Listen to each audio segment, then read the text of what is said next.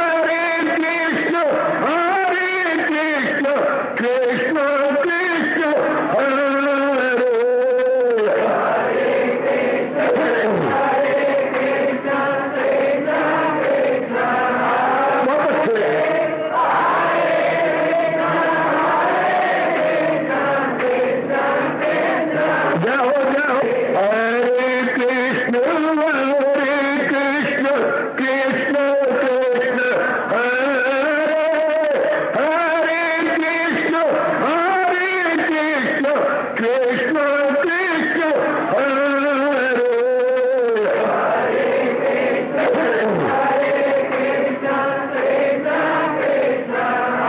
बहुत अच्छे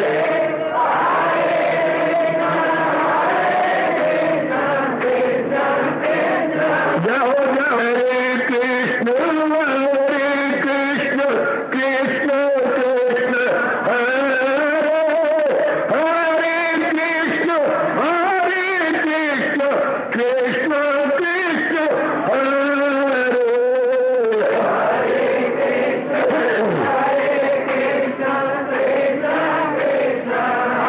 बहुत अच्छे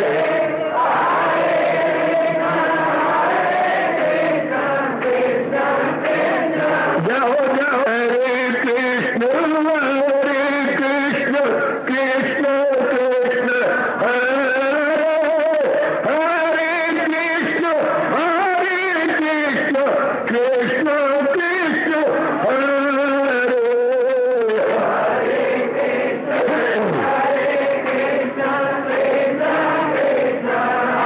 बहुत अच्छे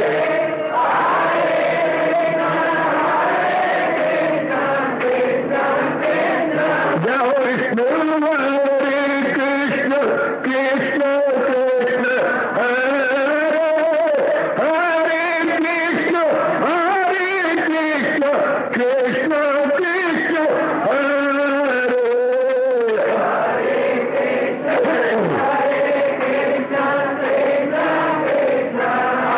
बहुत अच्छे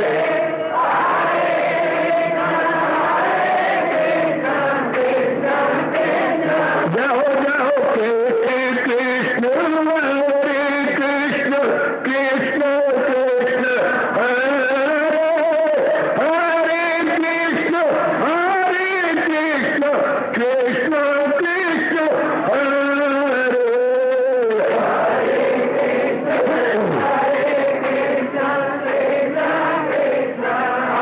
बहुत अच्छे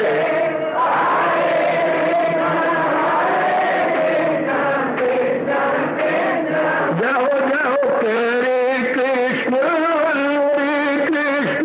कृष्ण कृष्ण हरे हरे कृष्ण कृष्ण हरे हरे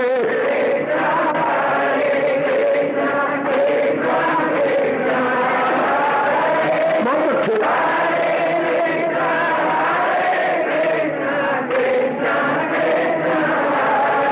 अब अपनी शहनशाह की आज आरती बड़े प्रेम और श्रद्धा से उतारे।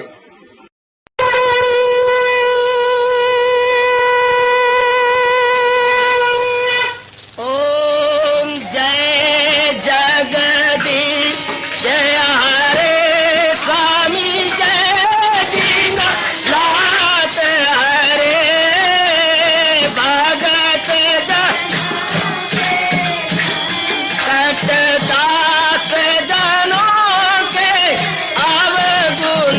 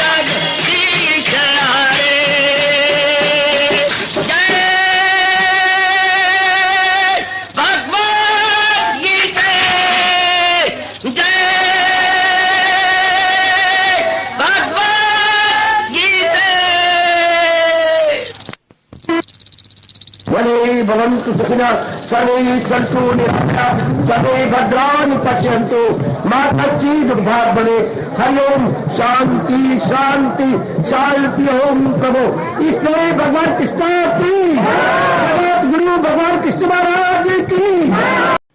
हाँ जी, आओ मेरे साथ शामिल, दोनों हाथ जोड़ते हुए। देखो बच्चे, दोनों हाथ जोड़कर भगवान जी के श्री चरणों को जरा निहारिए।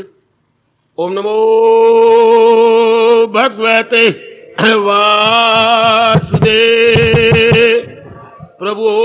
ओम नमो भगवते वासुदेव प्रभु। ओम नमो भगवते वासुदेवाय।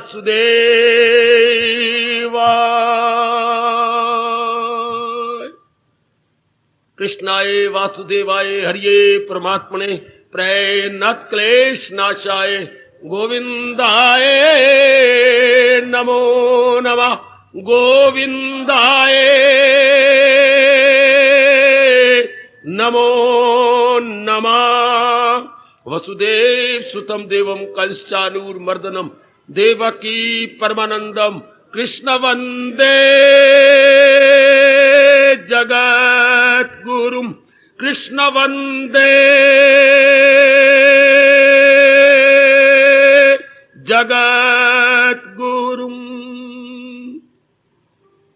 श्री कृष्ण शरणौ मम। श्री कृष्ण शरणौ मम। श्री कृष्ण शरणौ मम। अहो भाग्यशाली गीता अनुयायी मेरे देवियों तथा बड़भागी गीता के पैरोकार मेरे सज्जनों, एक बार फिर एकाग्रता के लिए प्रार्थना करूंगा। ये गीता फिलॉसफी है, जितने आप एकाग्र होकर श्रवण करेंगे उतने ही ये ब्रह्म विद्या आप समझने में समर्थ हो सकेंगे।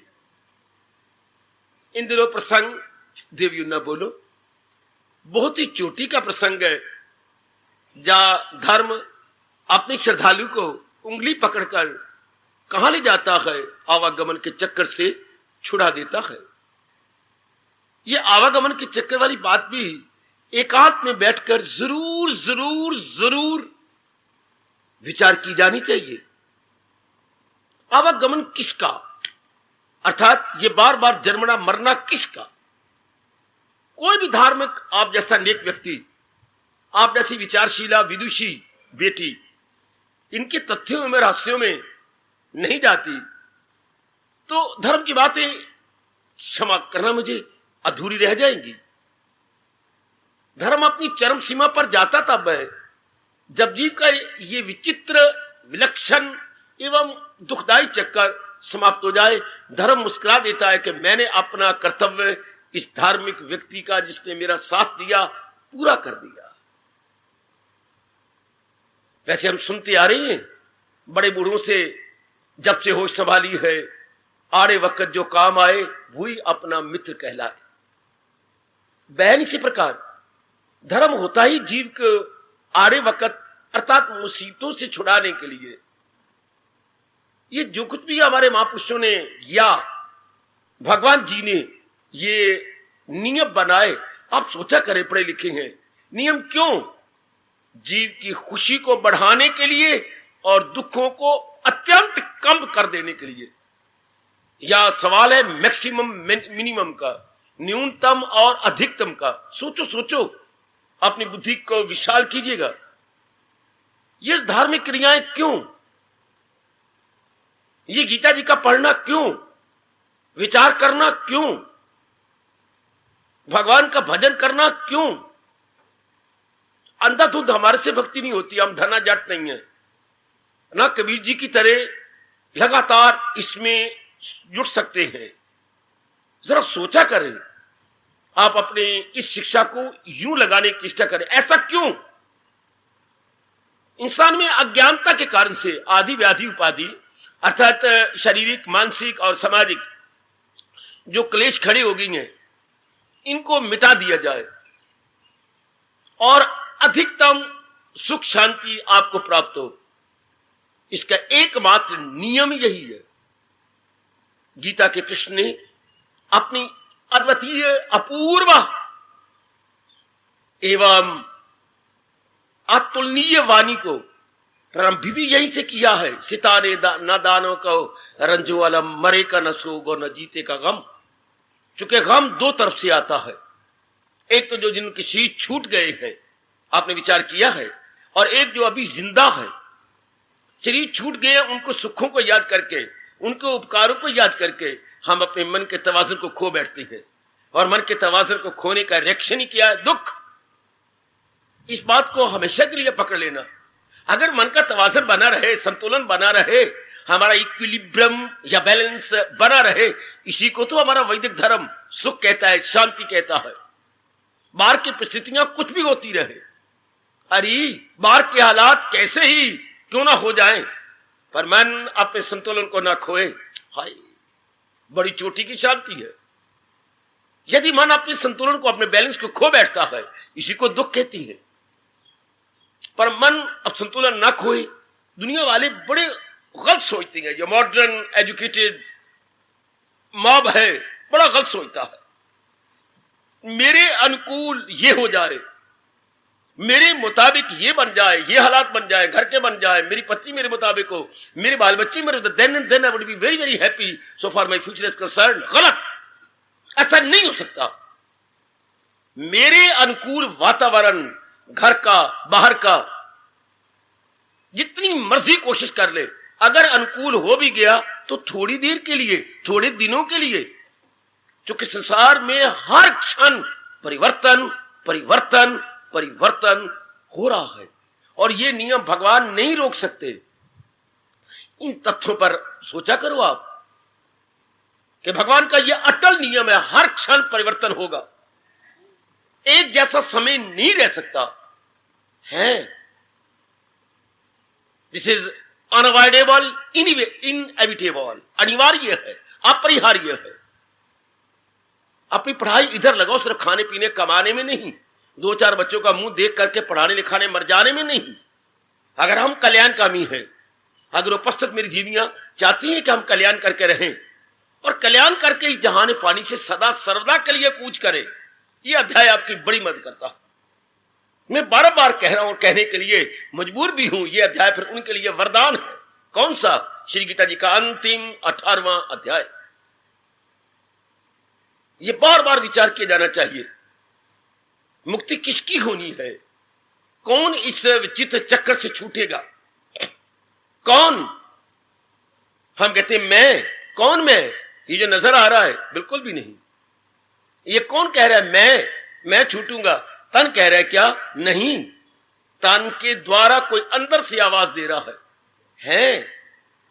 रोशनदानों और खिड़कियों से अंदर बोलने वाले की आवाज बाहर खड़े हुए जो प्रतीक्षा कर रहा है उसके कानों में आ रही। खिड़कियां नहीं बोल रही, दरवाजा नहीं बोल रहा, अर्थात मकान की आवाज नहीं है, मकान में रहने वाले की आवाज है। हाय काय हाय काय हाय काय। अगर कोई आवाज आई तो हम ये थोड़े कहेंगे कि मकान बोल रहा है, खिड़कियां बोल रही हैं, रोशनदान बोल रही हैं। नहीं, जो अंदर रह रहा है। शरीर नहीं बोलता, अंदर से आवाज आती है। किसकी आवाज है? मन की आवाज है। और मन कैसी आवाज देता है? जैसे बुद्धि निर्णय करती है। ओए होए, बुद्धि की डिसीजन के अनुसार मन बोलता है। मन बोलता है जी, और तन बाकी काम करते हैं। तन का एक एक अंग मन के अधीन है, और मन बुद्धि के इरादा के अधीन है, और बुद्धि का इरादा पिछले जन्म के संस्कारों के अधीन है। ये बिल्कुल सत्य बातें हैं अगर आप विचार करें तो, जो भगवान जी ने क्लियर की हैं, बिल्कुल जैसे मैं आपको देखता हूं और आप मुझे देखती हैं, इसमें कोई संशय नहीं है। ये तो प्रत्यक्ष है, प्रत्यक्ष। इस तरह ये भी भगवान जी के प्रत्यक्ष है, जिन पर हम लोगों ने विचार कर लेना है, सोचना है। तो बड़ी युक्तियां बताई जा रही हैं जीव को। जब तक जीव संस्कार नहीं मिटाता अपने, विचार नहीं खत्म होंगे, संसार संबंधी विचार। और जब तक विचार नहीं खत्म होंगे, क्रियाएं नहीं खत्म हो सकती। क्योंकि जैसे संस्कार जो लेके हम आए हैं, अगर ये नियम ना होता मेरे देवियों सज्जनों, हर एक के संस्कार एक जैसे होते। ऐसा मन को समझाया करो। अगर आपका मन बगावत करे कि ये सब गपशप बातें हैं, ठीक, हमारे सिर आंखों पर जो आप कहती हैं, हम कोई आजकल के साथ वाद विवाद नहीं करते, उनको तरीके से मनाते हैं। आप संस्कारों को नहीं मानते, पिछले जन्म को नहीं मानते, ना मानो, पर एक बात का हमें जवाब दो। अगर संस्कार नहीं है, पिछला जन्म भी नहीं है, तो सारे हम एक जैसे क्यों नहीं? all must be standing at the same platform, same ideology, same activities और same habits. अपने घर में तुम देखो प्रश्नकर्ता, तुम्हारे भाई एक जैसी हैं, बहनें एक जैसी हैं, बहनें भाई को छोड़ दो, क्या मां बाप की फितरत में कोई फर्क है कि नहीं है? क्यों? कोई जवाब नहीं। पिट के भी मर जाए वो, कोई जवाब नहीं देगा। मां बाप तो एक ही होती हैं, when and the same thing. देखने में दो नजर आती है लेकिन एक ही है, मदर एंड फादर। ये तो एक क्लियर करने के, समाज चलाने के लिए, परिवार में कारोबार चलाने के लिए ये दो शब्द हैं, लेकिन एक ही जिस्म के दो अंग हैं। जैसे हम यूं कहेंगे, दो जिस्म एक प्राण, यक जान दो कालिब, एक ही तो है, तो इनमें डिफरेंस क्यों है? यहीं से धर्म आपका हाथ पकड़ लेता, यहीं से रिलीजन, विशेषकर हमारा वैदिक सनातन रिलीजन आपका हाथ पकड़ लेगा। बेटी, मेरी माता जी पिताजी में डिफरेंस क्यों है? इनके व्यवहार में, इनके बोलचाल में, इनके आचार में, इनके खाने पीने रहनी सहनी में, इनके इरादे में, ये सहमत क्यों नहीं होते? सहमत, सह मैंने बराबर, मत मैंने बुद्धि। इनकी बराबर बुद्धि क्यों नहीं है? शब्द सहमत है देवियों सज्जनों, क्यों ये एक बात पर अड़ बैठते हैं? भाई यहीं से धर्म आपको पकड़ लेगा। क्यों? बनाया है जो तेरी फितरत ने धर्म, कराएगी फितरत वही तुझसे कर्म। तो ये कहां से बना? ये स्वभाव कहां से बना? कहां से बना? पाए जो दुनिया में ताजा खयात, वो सब उसमें पिछले, फिर आगे पिछले जन्म के सफर। अगर ये ना होता तो फिर हमारे संस्कार एक जैसे। मुसलमान कोई जवाब नहीं सकते जो आवागमन को नहीं मानते, वो अपने मुंह में उंगली ले लेंगे और कहेंगे हमारे मौलवी नहीं बताते। आप ईसा मसीह के प्यारे, हाँ, नहीं जवाब दे सकते। क्रिश्चियनिटी है, ईसाई के पास कोई जवाब नहीं। भी अगर नहीं पिछले जन्म है तो we must be equal in every respect. कोई जवाब नहीं उनके पास। या जो भी आवागमन को नहीं मानते उनके पास कोई जवाब नहीं। फिर डिफरेंस क्यों है? सारे में एक जैसी हूं। अगर कोई संस्कार नहीं तो परमात्मा बड़ा भारी इतराज आता है। हमारे में इतना फर्क, हमारे विचारों में, हमारे आदत में, हमारे खाने पीने में, हमारे कपड़ों में। दो संगी बहनें एक जैसा सूट नहीं पहनती। शायद ही कोई दिन मुबारक चढ़ा हो जबकि एक ही सब्जी जो घर में बनी है आप सब ने खुशी से खा ली हो। इतना अंतर। मैं जब मां बाप के घर में था, मुझे देखता था, शायद कोई ऐसा दिन आया हो, इसलिए ऐसे कामों के लिए घर में अचार रखते थे और मुरब्बे मुरब्बे डाल देते थे। मगर नहीं समझ आते तो लो अपना एक वक्त भोजन का लो, आज चटनी छुट्टी मना लेते थे, ऑल्टरनेटिव बन जाती चीजें। इतना अंतर। एक कपड़ा आता है, एक कहती बहुत ही अच्छा पिताजी, दूसरी कहती ये कोई कपड़ा थोड़ा है, ये तो पेंडू पहने पेंडू। वाह, ग्रामीण के योग्य है, नागरिक के योग्य नहीं। ये तो बात ना बनी। कितना डिफरेंस। ये हमारे संस्कारों के अनुसार। विचार किया करें। अगर संस्कार ना होते, जब अविकात में बैठती हैं, अंदर विचार कैसे उठ रहे हैं, किस में उठ रहे हैं? फिर जो विचार आप में उठ रही हैं वो आपके बेटे में क्यों नहीं उठते? क्योंकि आप ही का खून है। आपकी बेटी में क्यों उठती है? अगर आप ही का खून है। बेटी में विचार कुछ और उठती है, बेटी में कुछ और उठती है। वाई? सोचो। 18वां अध्याय आपकी मदद करेगा। ये संस्कार क्या होती हैं, क्यों होती हैं, क्या होती हैं, क्यों होती हैं? जब आप इन तथ्यों में जाएंगे, बड़ी गहराई की बात ही है। क्यों होती हैं, क्या होती हैं, फिर इनका निवारण, इनको कैसे इन पर ओवर पावर आया जाए, तो या हमेशा के लिए इनको कैसे भस्मीभूत कर दिया जाए, बताती समझाती है गीता। बड़े दूर ले जाकर आपको तलीम कर देती है। तो यह अध्याय आप जैसे नेक जीवों के लिए मुबारक है, जो संसार के संसारिकता से तंग आ चुके हैं, दैनिक व्यवहार से मन जिनका टूट चुका है, वाला से डेली रूटीन, जिनका मन बिल्कुल ही फेडअप। सचमुच ये अध्याय उनके लिए वरदान है, क्योंकि जीव की जो काज है, मेन काज, अच्छा रूट काज खत्म कर देता। जैसे कहावत आपने जरूर सुनी है, ना होगा बांस ना बजेगी बंसरिया, ना होंगे संस्कार, ना होंगे विचार, ना होंगे गंदे मंदे कर्म, जीव क्या हो गया? अंतर्मुखी।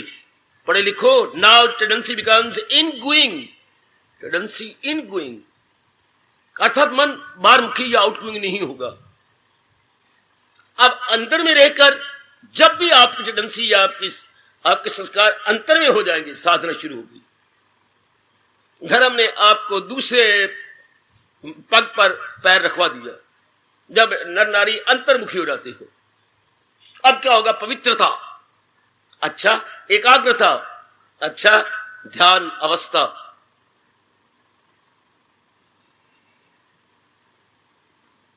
सब प्रैक्टिस पे आता है। विवेक और वैराग्य के आधार पर चल पड़ता है जीव, क्योंकि ये मार्गी वैराग्यों के लिए है, अर्थात जिनका मन संसार में आशा तोड़ चुका है, संसार से उम्मीदें छोड़ चुका है। धर्म का मार्ग उनके लिए है, क्योंकि उम्मीदों ने सब बागियां दिखलाई थी, उसके अनुसार हमें दिया कुछ नहीं। ये हो जाएगा, फिर ये हो जाएगा, फिर ऐसा हो जाए, मैं पढ़ लूं, मैं कमा लूं, मेरी शादी हो जाए, मेरा ये बन जाए, मैं ऐसा कर लूं, फिर मेरा भविष्य बड़ा उज्जवल होगा, बड़ा ब्राइट होगा, इत्यादि। ये जो मन ने इस प्रकार की शिवशिली की तरह मैल खड़े किए थे, हम देखती हैं ऐसा तो हो गया, पर ऐसा उज्जवलता आ जाएगी वो तो नहीं हमने अनुभव की। ऐसे हमारा भविष्य बड़ा ब्राइट हो जाएगा, वो ऐसा तो हुआ नहीं। वो तो गया, ये भी हो जाए, ये भी हो जाए, पढ़ भी गया, कमा भी लिया और बिजनेस भी शानदार बन गया, everything we attain, no doubt. लेकिन इसके बैकग्राउंड में जो फीलिंग थी हमारी हैप्पीनेस की, वो तो नहीं मिली। आती है बगावत फिर मन के अंदर, क्रांति उठती है मेरी देवियों, ऐसा क्यों नहीं हुआ? जो मेरा मन चाहता था वो तो मैंने ये दिस एंड दैट ले लिया, तो फिर इसके द्वारा शांति क्यों नहीं मिली? है ही नहीं इनमें शांति। प्राणी पदार्थों में शांति नहीं है। भगवान एक नहीं अनेक बार आपको गीता के माध्यम समझा चुकी है। 18वें अध्याय में इसलिए त्याग की आवाज उठी। त्याग, त्याग, क्या, कैसा त्याग? जो मेरे मैंने आशा रखी थी, त्याग। जो संसार से हमने उम्मीदें रखी थी, त्याग। जो संसार में नाते बनाए थे सुख शांति के लिए, त्याग। जो हम संसार संबंधी संकल्प विकल्प करते थे, त्याग। जो एक दूसरे से हम उम्मीदें रखती हैं, त्याग। तब जीवन कैसे कटेगा? अगर ऑल राउंड हमें त्याग की ध्वनि निकलती है तो फिर जीवन भगवान के विचारों के साथ। और भगवान जी के विचार क्या है? भगवान जी के विचार भक्ति संबंधी। भक्ति क्या होती है? प्रेम। कैसा प्रेम? कैसा? इस प्रेम की शुरुआत इसलिए होती है, कभी तो आपने किसी से प्रेम किया होगा, जरूर। मेरी मैया ने, मेरी बेटी ने कभी तो किसी से प्रेम किया होगा। तो प्रेम क्या होता है?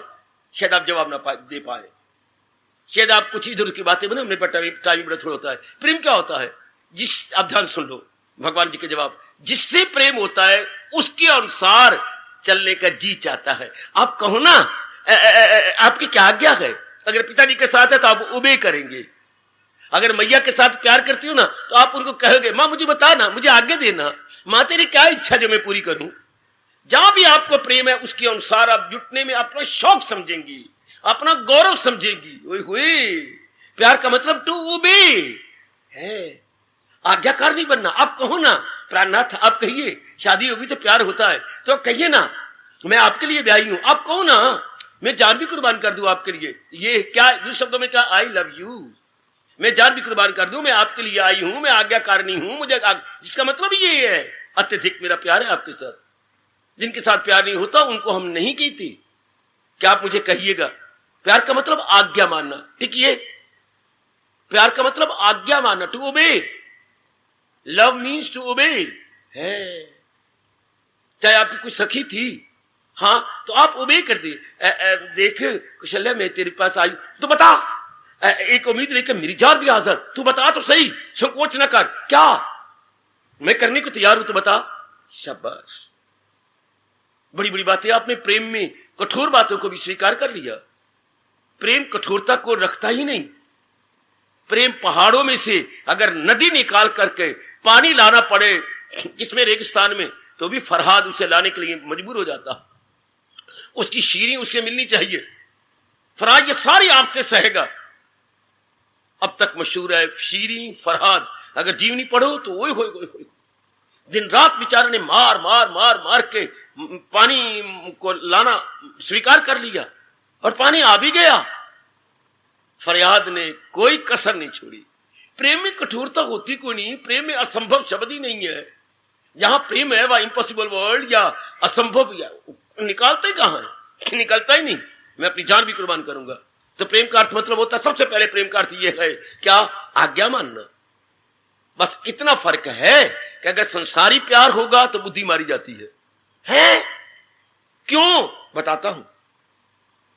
मां में, बाप में, बहन में, भाई में, पति में, पत्नी में, या जिसके साथ बुद्धि नहीं काम करती, बुद्धि नहीं काम करती। क्यों? संसारी प्यार के साथ हमारी बेवकूफी ये हो जाती है कि हमारी अटैचमेंट हो जाती है, हमारी आसक्ति हो जाती है। आसक्ति क्या होती है मैंने बताया, अभी बताता हूं।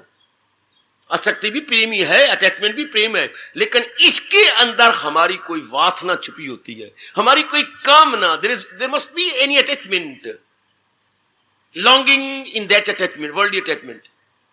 और जो दिव्य प्रेम भगवान के साथ होता है, वो हमारी कोई कामना, कोई इच्छा नहीं होती। यही एक मोह और प्रेम में फर्क है।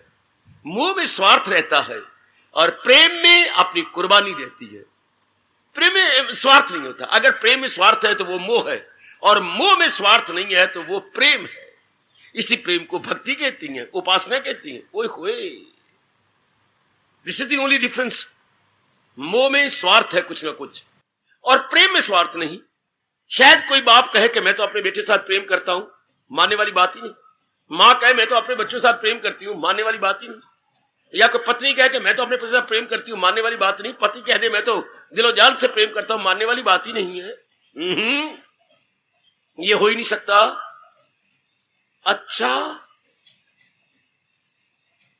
जब हम भगवान की तरफ मुड़ते हैं, हां, जिसके हम सही रूप में भक्ति कहेंगे, वरना आप कहेंगे कई धर्म स्थानों में जाते हैं अपनी कामना लेकर, तो वो भगवान के लिए थोड़ा जाती हैं, अपनी कामना पूरी कराने का साधन बनाते हैं भगवान को। God becomes a means to that end. अच्छा, तो ये देवियों के दरबार में कोई देवी की भक्ति थोड़ा करती हैं, अपनी कामना की भक्ति लेके जाती हैं। धर्म स्थानों में जाते हैं, या महादेव पुत्र जगराते करके न सोते हैं न सोने देती हैं, पाप के भागी। ये कोई देवी को खुश करने के लिए, या जब वो जगराता करवा रहे हैं 4, 5, 6 मंडली, तो वो क्या पहले सेटल हो जाता है, 1000 रुपए मैं लूंगा, 500 ये लेगा, 600, पहले सारा सेटल करके तब वो जगराता रखेंगे। ऐसी थोड़ी बात है, या पहले ले लेती है वो। ये देवी के लिए है या लक्ष्मी के लिए है? अच्छा, और जो आपने जगराता रखा क्यों रखा? औलाद नहीं है तो देवी के लिए है कि औलाद के लिए है? देवी रह जाती है पहाड़ों के अंदर, आपकी वासना आगे रख करके देवी का साधन है। वैसे 10 रुपए का साधन है, मैंने चीनी लेनी है, 10 का रुपए साधन है चीनी लेने के लिए, तो देवी साधन बन जाती है हमारी वासना पूरी करवाने के लिए। शाबाश, ये सब कामना है, वासना है। तो जब हम पूरी करवा लेते हैं वासना, आखिर में मन तंग आता। क्यों? कई वासनाओं के बाद फिर भी हमारी तसल्ली नहीं होती, हमें शांति नहीं मिलती, हमारी छाती में एक विशेष प्रकार की शीतलता का अनुभव नहीं होता। तब संसार से मन वैरागी हो जाता, तब मन टूट जाता, तब आशा नहीं रखता, बस छोड़ देता है। तो मैं फिर वहीं रुक जाता हूं। कहिए क्या प्रेम क्या होता है? प्रेम होता है मेरे देवियों सज्जनों, आज्ञा मानना। चाहे माता जी के साथ है, पिता के साथ है, किसी के साथ भी हो, प्रेम आज्ञा मानने के तैयार है। अब मैं भगवान की तरफ आ जाऊं। भगवान से हमारा प्रेम क्या होता है?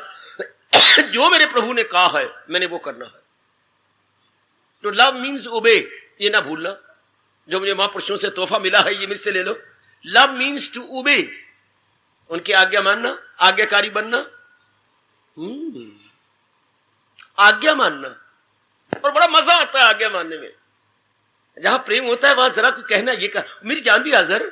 हम ना टाइम ना देखेंगे ऑड आवर है यानी विषम कारक है या मेरे लिए संभव, कुछ भी नहीं। हम सब कुछ करने के तैयार हैं, सब कुछ करने को तैयार है, अपनी जान भी कुर्बान करके सब कुछ देने को तैयार है।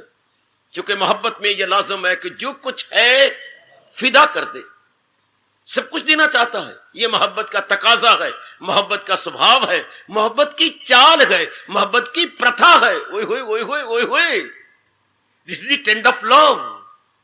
हाय,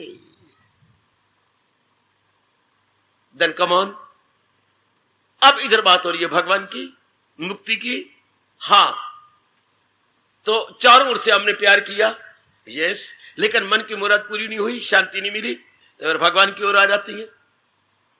प्रेम चारों ओर चक्कर काट के निराश होता हुआ महाराज जी की ओर आता है।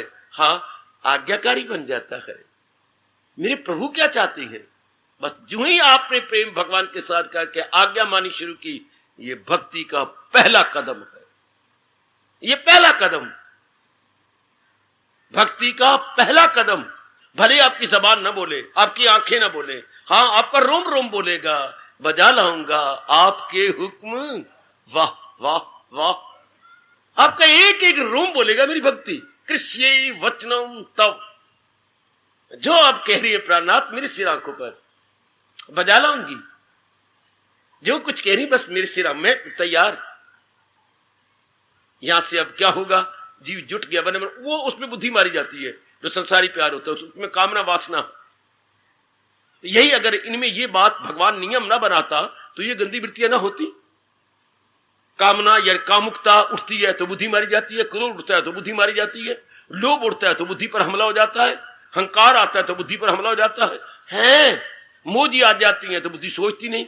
बाबा कहिए, बुद्धि पर हमला होता है या बुद्धि मारी जाती है का अर्थ क्या होता है? बुद्धि जब मारी जाती है फिर पता नहीं लगता क्या करना है क्या और न करना है। मानो बुद्धि मारी गई, फिर हमें उचित अनुचित में तमीज ही नहीं रहती। We can not distinguish between proper and improper. हाय हाय, मारी गई बुद्धि, अंधाधुंध आप करने लग जाएगी। तब इसी को कहती हैं कि आप प्यार अंधा होता है, लव इज ब्लाइंड, वरना ब्लाइंड ने कोई कहता। क्योंकि आप अनुचित काम करते कर ले, आप अनुचित घर बार छोड़ोगी और गंद मंद घोलोगी, या पता नहीं क्या क्या किसी के प्यार में कर बैठती हो। माँ बाप की इज्जत नहीं देखनी, समाज की चली चाल नहीं देखनी, अपना भविष्य को नहीं देखना, ये लव ब्लाइंड हो गया। आप फिर क्या क्या माँ बाप को नाराज कर रही है, पिताजी कुछ कह रही है, माँ कुछ कह रही है, बहन कुछ कह रही है, तो ये अंधापना हो गया ना। आंखें तो हैं, पर इन आंखों के क्या करें? अगर हमारी बुद्धि अनुचित करवाना चाहती है, दैट इज इम्प्रॉपर, मेरे से पूछो अनुचित क्या होता है? जिसका परिणाम दुख हो, जिसका परिणाम चिंता हो, जिसका परिणाम बेचैनी हो, जिसका परिणाम बदनामी हो। बेचैनी और बदनामी, उसको अंधपना बोलते हैं। लॉन्ग जंप ले ली विदाउट एनी थिंकिंग, बिना विचार। चलो मैं प्रणाम कराऊं किनके? अपने गिरधर जी के श्री चरणों में। कितनी अच्छी कुंडली, बिना विचारे जो करे सो पाछे पछताए, काम बिगाड़े अपना जग में हो तनसाए। जग में हो तनसाए, मन में चैन न पाए, खान पान सन्मान एक को मन को न भाए। है किसको? बिना विचारे जो करे सो पाछे पछताए। विचार उठती, विचार तो खत्म हो जाता है, मैं यही धुन होती है, मैंने करना है। अरे सोच तो सही, इसका परिणाम क्या होगा? परिणाम पे सोचने वाले कभी भी राह को नहीं छोड़ती। परिणाम को सोचने वाले मर मिटेंगे लेकिन कुराह पे नहीं जाएंगे। किसी की गंदी बेहुदा बातों को कभी नहीं मानेंगे। नहीं, ये बात नहीं है मान सकता। वो बड़े दानाख है जो अनुचित के सामने खड़े हो जाते हैं। नहीं नहीं नहीं, ये गलत बात है, ये नहीं, मेरे माँ बाप नाराज होंगे। वो बुद्धि वाले हैं। अच्छा, आप कहें और हम ना माने, ये वो नालायक और मूर्ख है। आप कहें जैसे धर्मराज का पुत्र बोल रहा है, जैसे धर्मराज की कोई देवी बोल रही है। आप कहें और हम ना माने, अरे किसको कह रही है? जो कामी है, जो क्रोधी है, जो लोभी है, उसके सामने तो डिटो कर रही है। अरे यस लेडी बन रही है, किसके सामने? बस यहां मार खा लेती है आप। इसी को मेरे रब ने कहा है, जायल हुई अक्ल जवाल। इंसान का डाउनफॉल आ गया कि अब वो क्या तमीज ही नहीं कर सकता, रवा क्या है ना रवा क्या। ये हमने जाना, इसलिए हम सबके लिए जो कल्याणकामी है, जरूरी क्या कहूं, अनिवार्य है कि भगवान जी के उपदेश के अनुसार अपनी बुद्धि, अपना मन, अपने तन को चलाना। यही भगवान कृष्ण गीता के माध्यम से समझाना चाहते हैं। क्योंकि प्रभु ने एक नियम बनाया जो अनादिकाल से चल रहा है, जब तक सृष्टि है चलती जाएगी। बड़ा आदमी जो बनाए असूल, उससे सारी दुनिया करेगी। जो अनुभवियों ने नियम बनाया है, उसे अपनाने वाले शांत हो जाती हैं, आनंदित हो जाती है। दे 4 दिन आराम से कट देते हैं। अदरवाइज हयात उसकी दुनिया में बेकार, वरना जिंदगी को खराब कर देता है। बेचैनी से काट तो लेगा दिन, बेचैनी बेकरारी से। ये फिर अच्छी बात है। फिर धर्म का मतलब ही कोई नहीं। अगर मैं धर्म से प्यार करूं, मैं धर्म स्थान में भी जाता हूं, तीर्थों पे भी जाता हूं, और फिर भी बेचैन रहता हूं, शेम शेम शेम। कभी सोचा करो ना कि मैं धर्म स्थान पे रोज जाता हूं तो फिर भी मैं दुखी हूं, मैं डॉक्टर का रोज इलाज करवाता हूं फिर भी मैं दुखी हूं। देवी जैसी डॉक्टर की दवाइयां, यानी ये टेबलेट्स, ये आपके टीके और ये आपका क्या कहूं मेरे बेटे, ये कैप्सूल इत्यादि, ये किस लिए है? आप में टिकी हुई रोग को काटने के लिए। तो मंदिरों में जाना किस लिए है? मन के रोग के लिए, बुद्धि के रोग के लिए। ये ऐसा सोचा करो।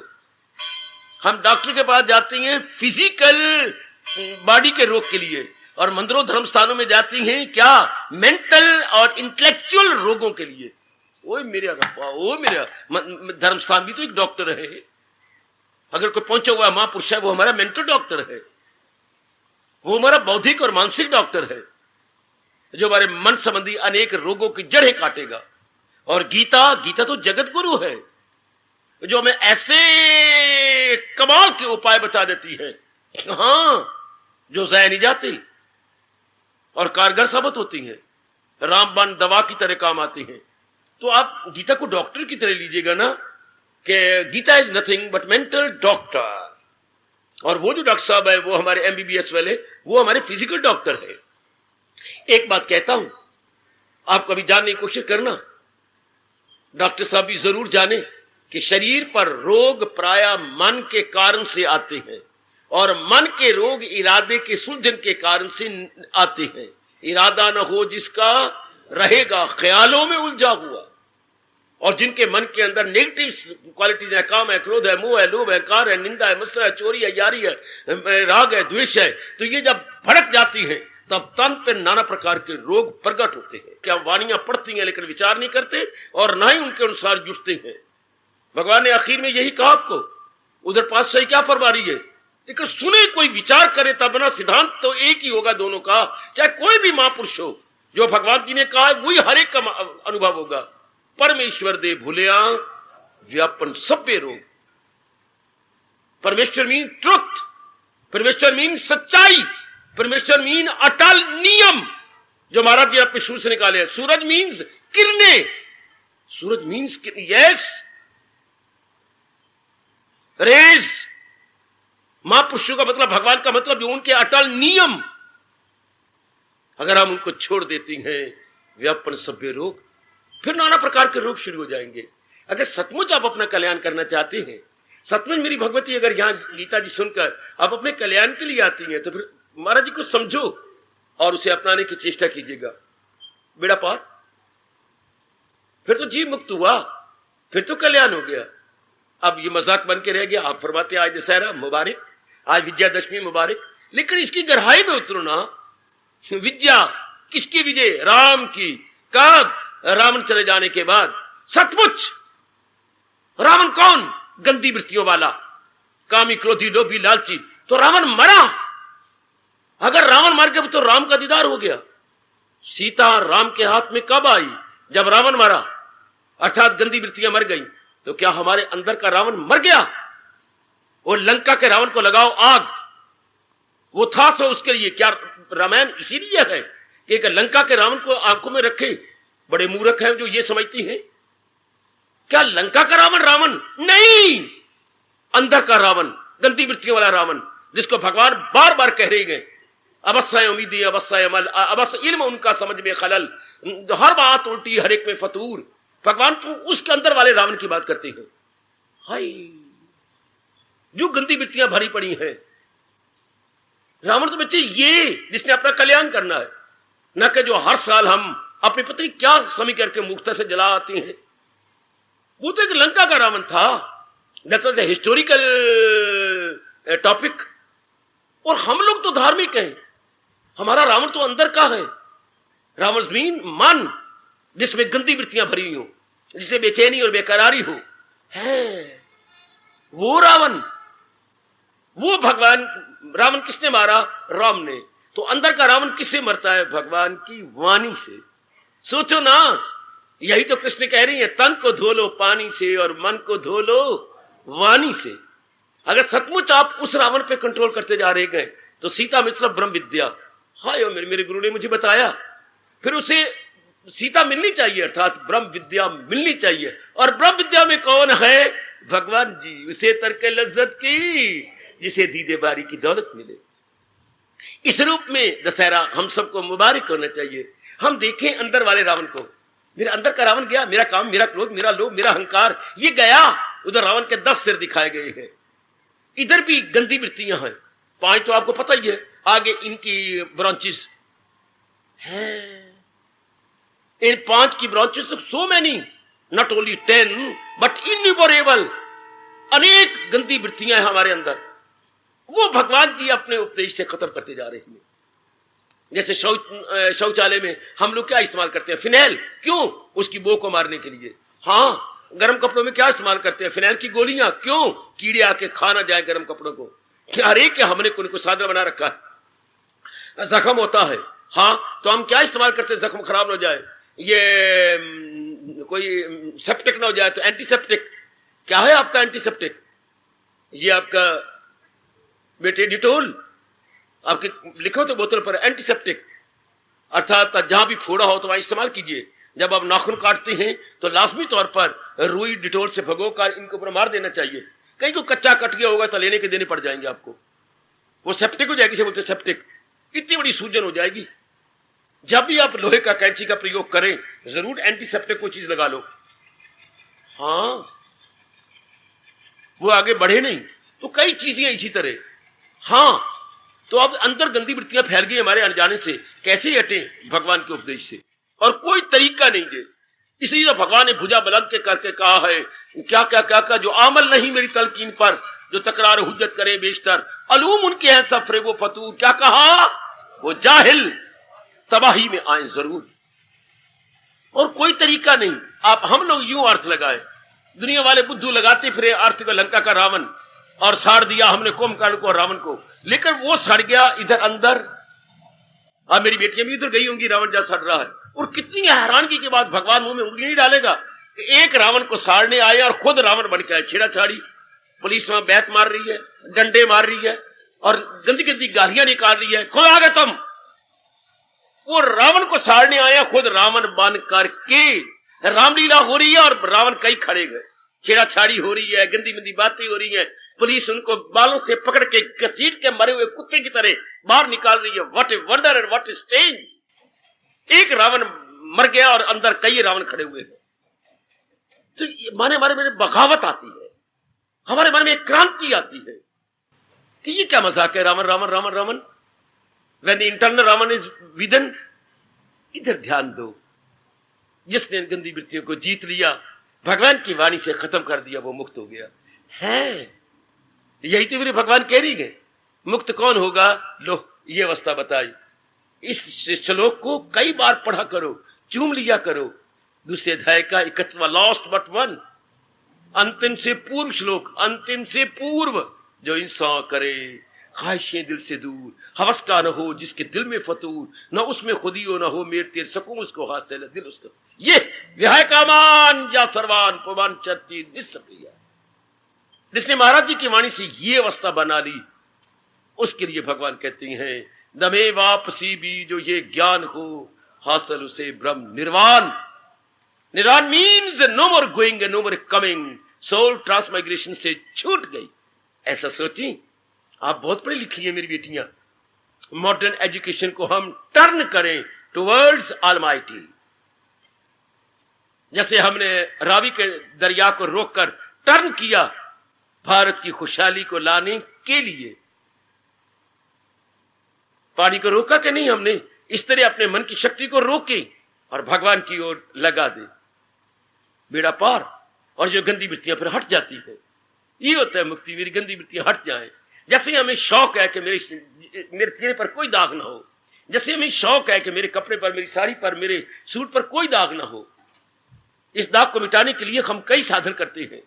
इस तरह हमारे सब में शौक पैदा हो जाए कि मेरे अंतःकरण में कोई काली वृत्ति का दाग ना हो, मैं बेदाग होके जाऊं। ओए होए ओए होए, हमारे अनुभवी महापुरुषों ने यही कहा है, जा रहा हो जब इस जहां से आखिरी वक्त, जा रहा हो इस जहां से जब आना हर एक का, जा रहा हो इस जहां से जब आखिरी वक्त, कफन के साथ लिपटी हुई कोई आरज़ू न हो। यह मुक्ति भगवती, कफन के साथ लिपटी हुई कोई। बड़ा भला हो उन महापुरुषों का जिन्होंने हिंदू धर्म के अनुसार कफन सफेद बनाया, मुसलमान काला बनाते। उनसे पूछो काले का मतलब क्या, वो जवाब क्या देते हैं, तुम सफेद पहनते हो हम काला। इससे तो कोई मतलब ना होगा, हमारे सफेद पहनने में कोई मतलब है? तुम्हारा क्या मतलब है कि अंदर बाहर से सफेद होके जा रहा है, उसमें अब कोई दाग नहीं, काम का क्रोध का, तुमने काला क्यों रखा? कोई जवाब नहीं उनके पास। तुमने कफन का रंग काला क्यों रखा है? हम तो भगवा रखती हैं कि उसका मन रंग गया भगवान के प्रेम में। अग्नि का रंग होता है ये कि उसने अपने आप को साड़ दिया, तो भगवा अग्नि का रंग है। तुम महात्मा का काले चोला क्यों पहनती हो? कोई जवाब नहीं। काला तो कोई अर्थ ही ना हुआ, काला तो एक शोक का आपने चिन्ह बना लिया कि शोक है, मां पे मर गए मेरे सारे, इसलिए मेरे काले कपड़े पहन लिए। ये तो कोई बात नहीं बनी। यहां तो एक पूरी लॉजिक है, पूरी फिलॉसफी है। यूं ज्ञान अग्नि में, यह भगवा, यूं ज्ञान अग्नि में जाते हैं जल, बुरे हो अमल या भले हो। इसी कटु अग्नि वाला रंग भगवा, सूरज चढ़ता रंग भगवा। कोई अर्थ है इसके अंदर? इसने ये अवस्था बना दी, बच्चे वो नवागमन में आए, वो निकल गए, आजाद हो गए। यूं सोचा करो, इस रूप में ये आज का दिन मुबारक हो। जो इसने अंदर के रावण को मार लिया है, 18वां अध्याय उसको मां बाप बन की छाती से लगा लेता है कि बेटे अब तेरा जन्म मरण नहीं होगा। अंदर वाला रावण, बाहर वाला रावण खत्म। That historical Ravan no more, that we believe. वो तो हिस्टोरिकल है ना, ऐतिहासिक रावण है ना। अब मानसिक रावण को भी लो। ओए रब्बा, ओए रब्बा, ओए रब्बा, ऐतिहासिक रावण की बात ना करो, हम कल्याणकामी है ना, हम तो मानसिक रावण को लेंगे। व्हाट अबाउट दिस मानसिक रावण? भगवान की वाणी को समझो, अपनाने की कोशिश करो। रावण नो मोर। जैसे मैंने कहा, गर्म कपड़े हम फिनाइल की गोलियों से बचाते हैं और शौचालयों में हम फिनाइल लगाते हैं ताकि वो ना अंदर रहे। इस तरह भगवान अंदर के रावण को मारने के लिए भगवान की वाणी काम करती है। जैसे राम के अचूक तीरों ने, अचूक जहां लगाया वहीं गया, राम के अचूक तीरों ने रावण को खत्म कर दिया। भगवान के अनमोल बोलों ने अंदर के मन को खत्म कर देता है। खुद भगवान आपको विश्वास दिलाती है पग पग पर, अगर योग वो यूं कमाता रहे, क्या बोलूं, मन उसका काबू में आता रहे। खुद कह रही है भगवान ने इसके लिए दो ही तो तीर चलाया मन को हमेशा के मारने के लिए। निकालो छठा अध्याय, सिर माथे रख लो भगवान के इन दो तीरों को। है अभ्यास और वैराग में कमाल दिला जाए, हाय हाय काबू में कुंती के लाल।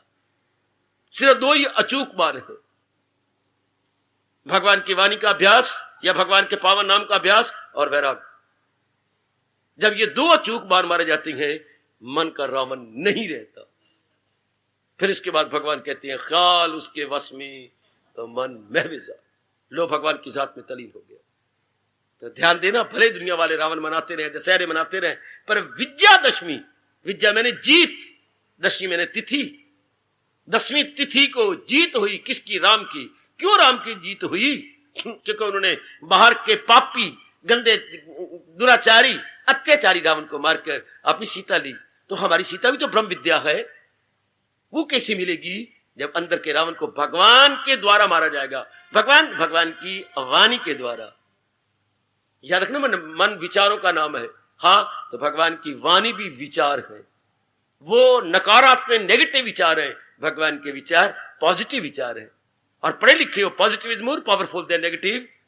जब हम पॉजिटिव विचार का करते हैं, जैसे हाई थिंकिंग, लो थिंकिंग पर ओवर पावर आ जाती है, एंड माइंड नो मोर।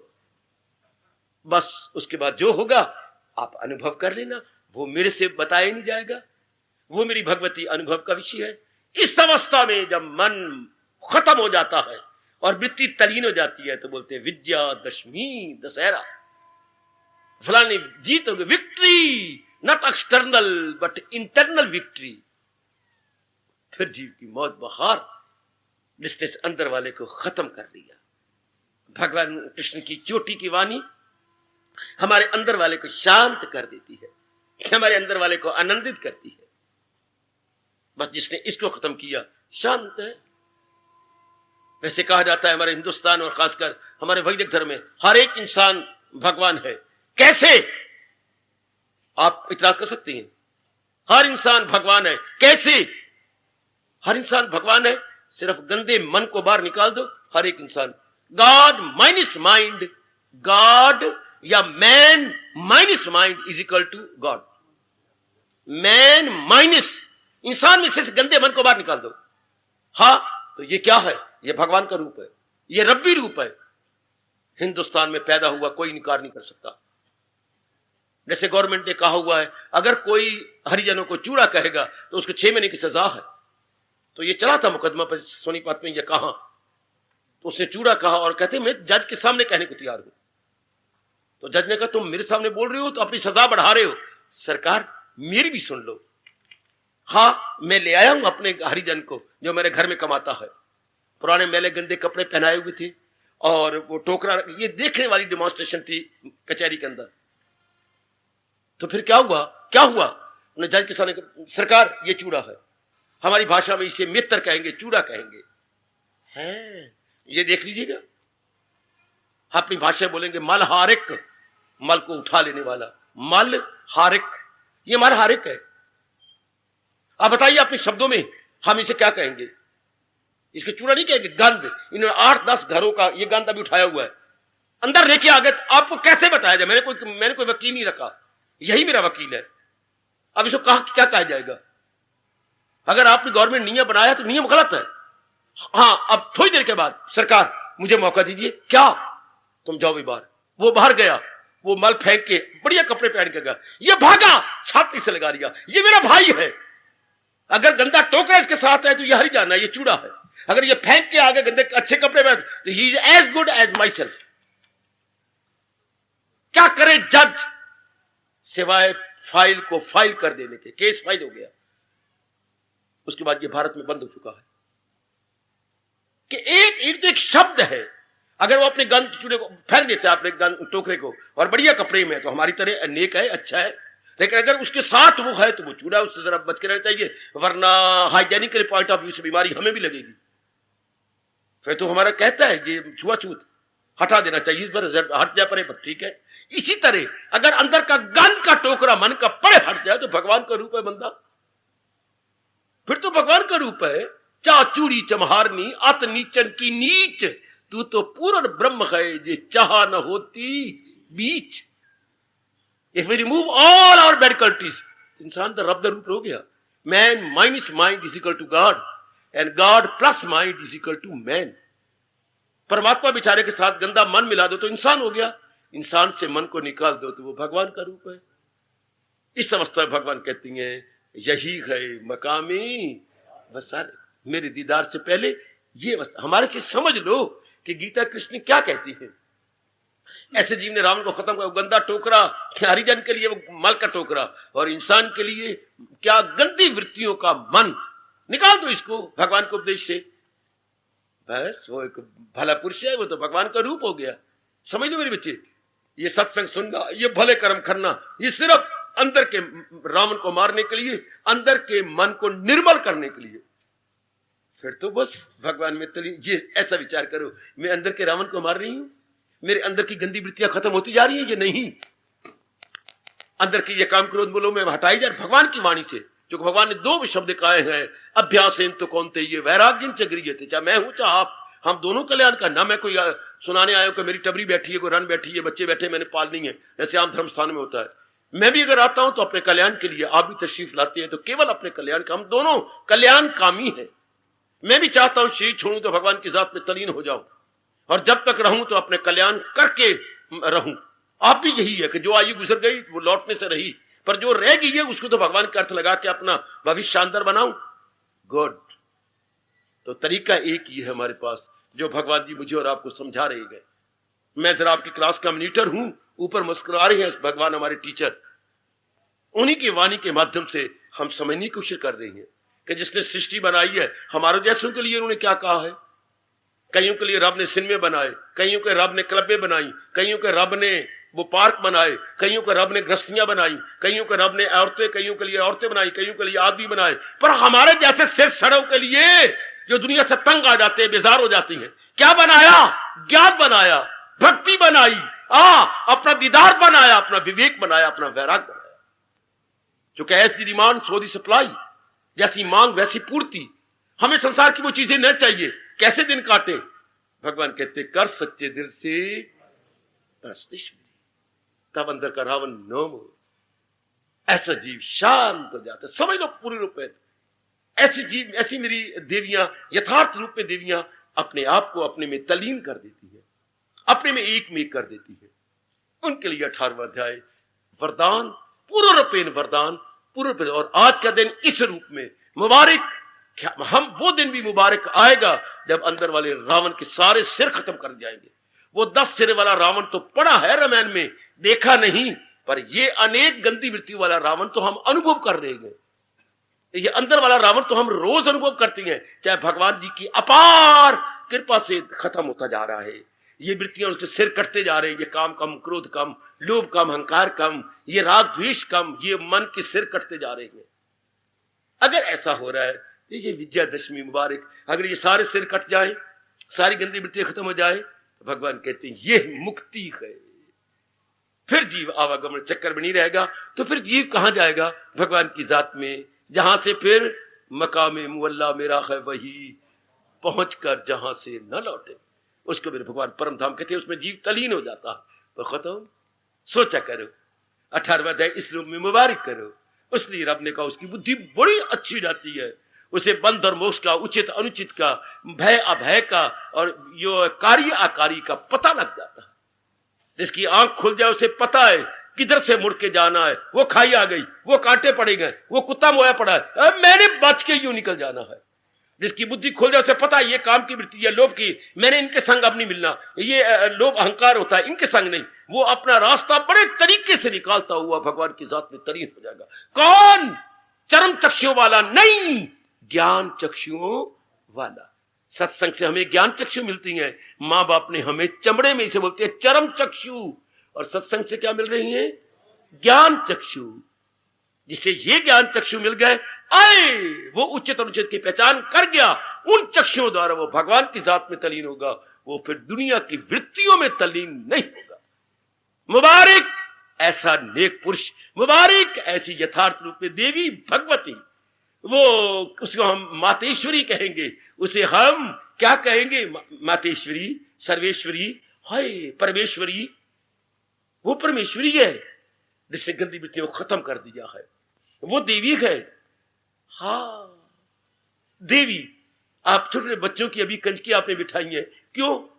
गुत्तों वाली क्यों नहीं बिठाई? बड़ी बड़ों की नहीं, वो अच्छी नहीं होती। बड़ी बड़ी क्यों नहीं अच्छी होती? हाँ, उनमें गंदी वृत्तियां होती हैं। और छोटी छोटी बालिकाएं हमने बिठाई है, ये नेक है। तो अगर ऐसों की कंजके बिठानी है तो हम क्यों ना कंजक बन जाए, अपनी उस गंदगी को निकाल दे। बस जो ग्रोन अप अवस्था में अपनी गंदगी निकालता है वो मुक्त हो जाता है। जैसे हमने कंजके बिठाई हैं अबोध बच्चों की, इनका कोई गंदी वृत्तियां नहीं है, इसलिए ये नेक है, पवित्र है। तो हम क्यों ना पवित्र बनाए, अपने आप को हटा दे। ये कहती है गीता, समझाती है गीता, ऐसे बनने के साधन बता देती है गीता, उत्साह भी दे देती है, और तो और भगवान हमें दिव्य शक्ति भी दे देती है कि लो ये दिव्य शक्ति और अपने अंदर के मन को खत्म कर दो, अंदर गंदी वृत्तियों को भस्मीभूत कर दो। ऐसा जीव मुक्त हो गया, चाहे मैं हूं चाहे आप। बिल्कुल क्लियर की है मेरे प्रभु ने बात, बिल्कुल क्लियर, क्रिस्टल क्लियर। इस रूप में ये 18वां अध्याय मैं बार बार कहते जा रहा हूं। हम सबको मुबारक मुबारक मुबारक। हार्दिक धन्यवाद, हार्दिक आशीर्वाद।